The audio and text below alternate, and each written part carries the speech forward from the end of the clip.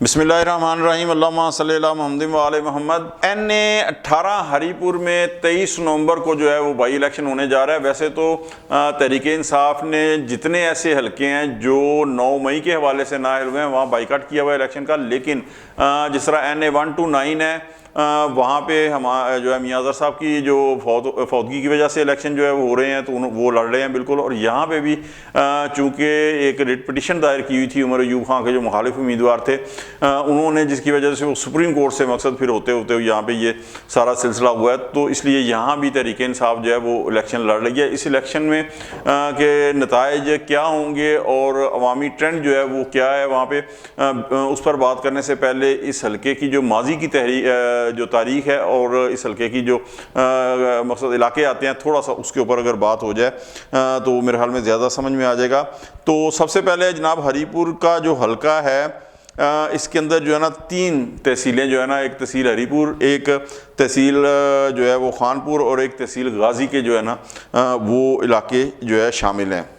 अच्छा, अभी जो इलेक्शन हो रहा है बाई इलेक्शन, इसमें 14 कैंडिडेट जो है ना वो इलेक्शन के अंदर हिस्सा ले रहे हैं, लेकिन जो 3 बड़ी जमातें हैं उनके जो मेजर कैंडिडेट हैं वो ये हैं कि मोहतरमा शहरनाज जो उमर अयूब साहब की अहली हैं, वो तहरीक इंसाफ की तरफ से जो कैंडिडेट हैं और उनकी वो ज़ाहिर है कि हिमायत करेंगे।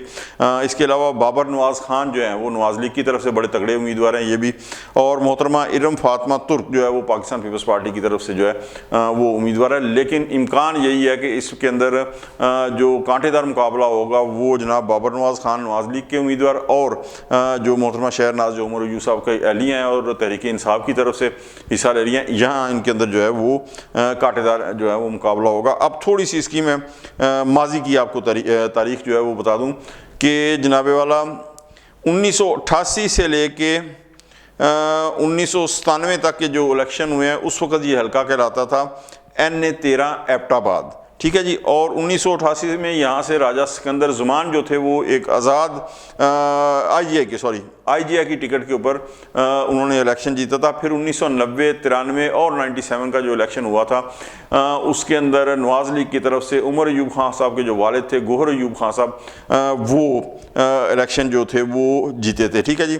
जबकि 2002 के अंदर गोहर अयूब साहब जो थे वो उनकी जगह फिर उनके बेटे उमर अयूब खां साहब जो थे वो आए और उन्होंने 2002 का इलेक्शन जो है वो काफ लीग के टिकट के ऊपर जो है वो जीता था। अच्छा, 2008 के अंदर सरदार मुश्ताक जो थे वो नवाज़ लीग के टिकट के ऊपर यहाँ से इलेक्शन जीते थे, लेकिन 2013 के अंदर यहाँ से काफ लीग से जंप मार के उमर अयूब खां साहब जो थे वो नवाज़ लीग में आए और 2013 में नवाज़ लीग के टिकट के ऊपर उमर अयूब साहब जो है वो जीते। लेकिन 2018 के अंदर अच्छा ये हल्का जो है ये फिर यहाँ से असद कैसर साहब ने इलेक्शन लड़ा तहरीक इंसाफ की जानिब से और वो इलेक्शन जीते थे, जबकि उमर अयूब साहब जो थे वो NA 17 जो था वहाँ से PTI के टिकट पर जो थे 2018 के अंदर वो इलेक्शन जो है वो जीते थे। अच्छा, 2024 के अंदर जिस तरह मैंने कहा कि जनाब उमर अयूब साहब जीते थे और बड़े भारी मार्जिन से जीते थे, 1,92,948 वोट दिए थे 2024 के फरवरी 2024 के इलेक्शन में उमर अयूब खां साहब ने PTI की जानिब से,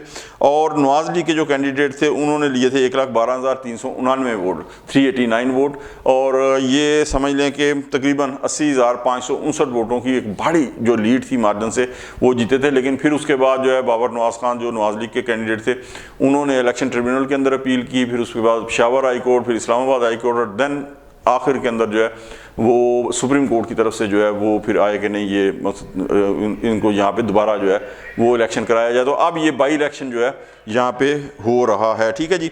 ये तो माजी की जो थी वो मैंने आपको सारी जो एक थी मुख्तसर तारीखी हल्के की 1988 से लेके अब तक जो है वो बता दी। अब अगर मौजूदा जो सिचुएशन है उसकी बात करें तो यहाँ पे सबसे पहले आपको मैं बताऊँ कि जो बड़ी बरादरी है ना उनके अंदर गुज्जर, राजा, सैयद, पठान, मलक और अब्बासी बरादरी जो है वो बड़ी तादाद के अंदर जो है वो आबाद है। और ये हल्का एक किस्म का आप ये समझें कि उमर अयूब खां साहब का जो है वो आबाई सीट है उनकी, और यहाँ इनके ख़ानदान का काफ़ी ज़्यादा वोट बैंक है। लेकिन मैं आपको एक चीज़ बताऊँ कि जो बाबर ज़मान खान है, बाबर नवाज़ खान, वो भी बड़े तगड़े कैंडिडेट हैं। ये नहीं है कि वो मकसद को हल्का कैंडिडेट है। एक तो उनका अपना ज़ाती वोट बैंक भी है, सेकंड जो है ज़ाहिर है कि नवाज लीग का जो है वोट बैंक है।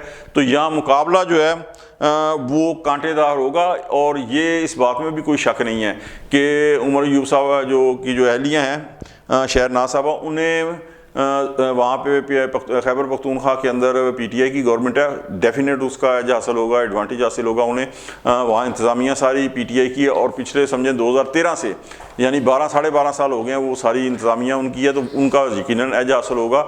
लेकिन इसके साथ साथ मैं आपको एक चीज़ बताऊँ कि फेडरल गवर्नमेंट भी जो है वहाँ पे अपना असर और रसूख डेफिनेट इस्तेमाल करेगी कि इलेक्शन कमीशन है उनका जो है वो इदारा फेडरल है। उसके बाद आपका अल्लाह भला के दीगर जो फेडरल महकमे हैं वो भी वहाँ आएंगे और फिर एक वैसे ही एक नफसियाती तौर के ऊपर भी जो है ना ये असर होता है कि जनाब फेडरल के अंदर उनकी गवर्नमेंट है, पंजाब के अंदर उनकी गवर्नमेंट है, सिंध बलूचिस्तान के अंदर इत्तेहादी हुकूमत है। तो ये एक साइकी असर होता है। और अब देखना ये है कि आप ये देखेंगे चंद दिन पहले 2-4 दिन पहले ही बार काउंसिल के जो इलेक्शन थे वो पेशावर से जो है वो पीटीआई जो है उन्हें शिकस्त हुई है। और बल्दियाती इलेक्शन के अंदर भी पीटीआई को शिकस्त हुई थी खैबर पख्तूनख्वा के पहले फेज़ के अंदर। तो अब यहाँ पे ये देखना है कि जनाब ये जो आबाई हल्का है उमर अयूब खान साहब का, जहाँ पे रिगिंग की वजह से दोबारा इलेक्शन यानी हुए हैं, तो अब जो है ये पीटीआई का वोटर यहाँ पे डेफिनेट निकलना चाहिए मेरे ख्याल में। तो इसलिए कि एक तो होम ग्राउंड है खैबर पख्तूनख्वा पीटीआई का, तो और सेकंड बड़ी मकबूलियत के दावे भी हैं। तो यहाँ पे पीटीआई के वोटर को जो है ज़ाहिर है निकलना चाहिए। लेकिन जिस तरह मैंने कहा कि बाबर ज़मान खान जो है वो भी एक तगड़े जो है ना वो उम्मीदवार हैं। तो अब ये देखना ये है कि ये एक किस्म का आप समझ लें कि सूबाई गवर्नमेंट वर्सेस फेडरल गवर्नमेंट जो है ना, provincial government versus federal government, ये एक किस्म का जो मुकाबला होगा और बड़ा अहम ये जो है ना हल्का होगा। 23 नवंबर को दीगर जो बाई इलेक्शंस हैं उन पूरे मुल्क के अंदर वहाँ भी हो रहे हैं, लेकिन ये एक बड़ा ख़ास जो है हल्का इसलिए है कि ये खैबर पख्तूनख्वा के अंदर होगा। और यहाँ से अगर पीटीआई को शिकस्त होती है तो फिर यहाँ पे कोई धांधली वगैरह का जो है ना वो सिलसिला या उस किस्म का इल्ज़ाम नहीं लग सकता। क्यों कि इंतज़ामिया सारी की सारी जो है वो पीटीआई की अपनी सूबाई गवर्नमेंट की होगी। तो 23 नवंबर को देखना है कि इस कांटेदार मुकाबले का शाम को के रिज़ल्ट जो है वो क्या निकलता है। अगर आपको हमारा वीलॉग अच्छा लगे लाइक कर दें, दोस्तों तक शेयर कर दें और जनाब हमारे मरगला डिजिटल टीवी चैनल को सब्सक्राइब कर दें, बेल आइकन का बटन लाजमी दबा दें ताकि नई आने वाली वीडियोस जो हैं वो बर वक्त आप तक पहुंच सकें। अगले वीलॉग तक के लिए जुल्फ़कार अली शाह को इजाज़त दें। अल्लाह हाफ़िज़।